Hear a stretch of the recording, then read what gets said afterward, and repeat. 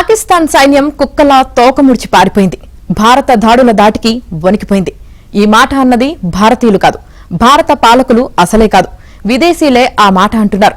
అందులోనూ అమెరికన్లు అంటున్నారు. భారత సమర్థతను అమెరికాలో మేటి పత్రికలైన న్యూయార్క్ టైమ్స్, వాషింగ్టన్ పోస్ట్ ప్రశంసిస్తున్నాయి. మరోసారి పాకిస్తాన్ తలెత్తకుండా కొట్టారని ఆ పత్రికలే మన సేనలను ఆకాశాన్ని ఎత్తేస్తున్నాయి. దానితో ఇప్పుడు ఇండియన్స్ కూడా సంతోషిస్తున్నారు. అవసరమైతే ఆపరేషన్ సింధూర్ 2, 3 కూడా నిర్వహించి పాకిస్తాన్ కు బుద్ధి చెబుతామని ప్రకటిస్తున్నారు.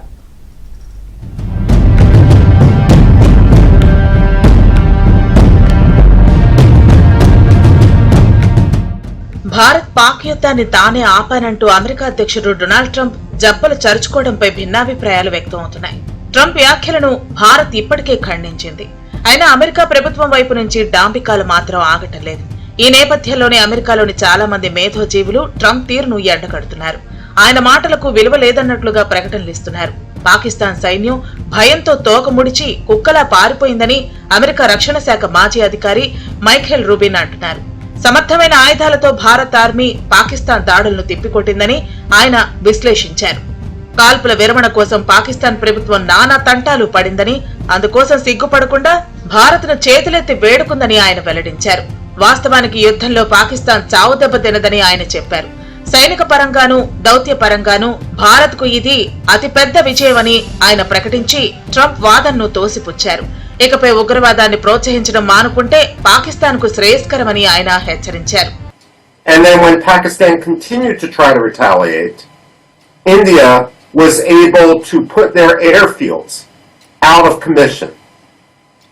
Pakistan went running to try to achieve a ceasefire, like a scared dog with its tail between its legs. And the fact of the matter is, there is absolutely no spin that the Pakistani military can put on what occurred to shield themselves from the full reality of the fact that they not only lost, but they lost very, very badly. The question now, however, is what Pakistan will do next. Clearly, there is a problem within the Pakistani military. America అధ్యక్షుడు Trump ఎన్ని గొప్పలు చెప్పుకున్నా అక్కడి ప్రధాన పత్రికలు మాత్రం Indian army సమర్థతను ప్రశంసిస్తూనే ఉన్నాయి. తొలుత న్యూయార్క్ టైమ్స్, తర్వాత వాషింగ్టన్ పోస్ట్ పాకిస్తాన్ పై మన విజయాన్ని ప్రత్యేక వ్యాసాల్లో ప్రస్తావిస్తున్నాయి. ఆక్రమిత కశ్మీర్లోనూ పాకిస్తాన్ భూభాగం పైన మనం దాడులు చేసిన తీరు సైనిక పాఠవానికి నిదర్శనమని ఆ రెండు పత్రికలు కితాబిచ్చాయి. ఏప్రిల్ 22న పెహల్గాం ఘటనను ఉగ్రదాడిగా కాకుండా వాళ్లు గన్మెన్స్ అని, వాళ్లు మిలిటెంట్స్ అని రాస్తూ వచ్చిన పత్రికలో ఇప్పుడు భారత సైన్యం చేసిన ఆపరేషన్ సింధూర్ ను సూపర్ అటాక్ గా వర్ణిస్తున్నాయి. ఆధీన రేఖను గాని అంతర్జాతీయ సరిహద్దును గాని దాటకుండా పాకిస్తాన్ ను మట్టి కరిపించడం మామూలు విషయం కాదని New York times, Washington post ఒప్పుకున్నాయి. Pakistan అభ్యర్థనతో మే 10న సీజ్ ఫైర్ అమలుకు రాకపోయి ఉంటే ఆ దేశ పరిస్థితి ఘోరంగా మారేదని రెండు పత్రికలు విశ్లేషించాయి.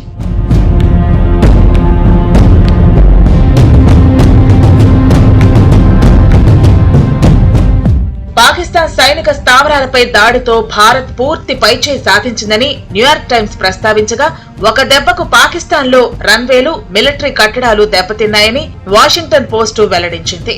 వాషింగ్టన్ పోస్ట్ లెక్కల ప్రకారం పాకిస్తాన్ లోని 6 ఎయిర్ ఫీల్డ్స్ పూర్తిగా ధ్వంసమయ్యాయి. భారత సైనిక దళాల లెక్కల ప్రకారం అయితే 11 పాకిస్తానీ ఎయిర్ బేస్లు సర్వనాశనమయ్యాయి. हरकतों का जवाब दिया गया है. पाकिस्तान की न्यूक्लियर ब्लैकमेलिंग बंद की गई है. पाकिस्तान की जो घमंड था, घमंड तोड़ दिया गया है और उसकी नाक काट ली गई है.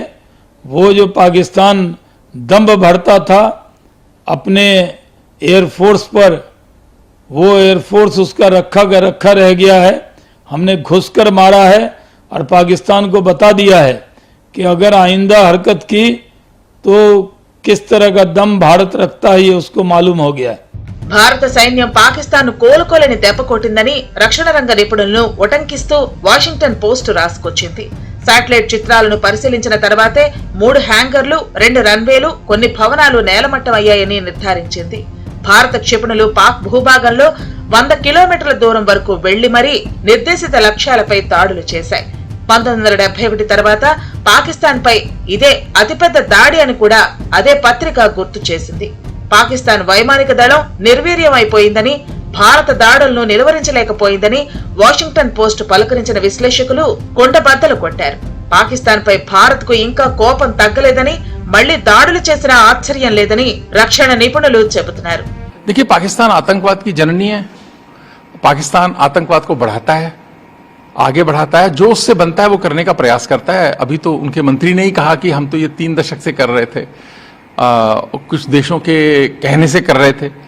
जब वो खुद ही मान रहा है, और अब विश्व को ये समझना चाहिए कि अगर आतंकवाद को खत्म करना है तो पाकिस्तान को ये आतंकवाद की राह छोड़नी पड़ेगी, और उसको छोड़नी होगी ही, क्योंकि ये मानवता के लिए खतरा है. इस तरह की राह, निर्दोष लोगों को मारा जाता है और लगातार मारा जाता है, और भारत सहता रहा. अब ये वो भारत नहीं है 1962 वाला कि ये सहेगा. ये 2025 का भारत है. ऑपरेशन सिंदूर करेगा, आगे जरूरत पड़ेगी तो नंबर 2 भी करेगा इसका, ऑपरेशन 3 है सिंदूर 3 भी करेगा.